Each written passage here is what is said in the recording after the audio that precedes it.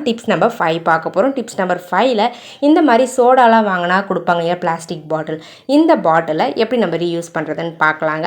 அதுக்கு மேலே வந்து பார்த்திங்கன்னா நீங்கள் அழகாக பெயிண்ட் பண்ணி எடுத்துக்கோங்க. ஸோ இந்த பாட்டில் வந்து பார்த்திங்கன்னா பார்க்கவே க்யூட்டாக இருக்கும். ஸோ யூஸ் பண்ணும்பொழுது நம்மளுக்கு அவ்வளோ அழகாக இருக்குங்க பார்க்குறதுக்கு. நான் வந்து க்ரீன் கலர் பெயிண்ட்டை வந்து ஃபுல்லாகவே அப்ளை பண்ணி எடுத்துக்கிறேன். இந்த பாட்டிலுடைய டாப்பும் பாட்டமும் மட்டும் விட்டுட்டு மற்ற போர்ஷன் எல்லாமே அப்ளை பண்ணி எடுத்தாச்சு. இப்போ நம்ம டாப்லேயும் பாட்டம்லேயும் கலர் டேப் வந்து எடுத்திருக்கேன். அந்த கலர் டேப்பை இந்த மாதிரி டாப்லேயும் பாட்டம்லேயும் ஒட்டி விட்டுருங்க ஃப்ரெண்ட்ஸ்.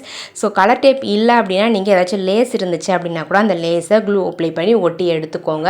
அவ்வளோதாங்க ஃப்ரெண்ட்ஸ், நம்மளுடைய சூப்பரான ஃப்ளவர் வேஸ் ரெடி ஆகிடுச்சுங்க.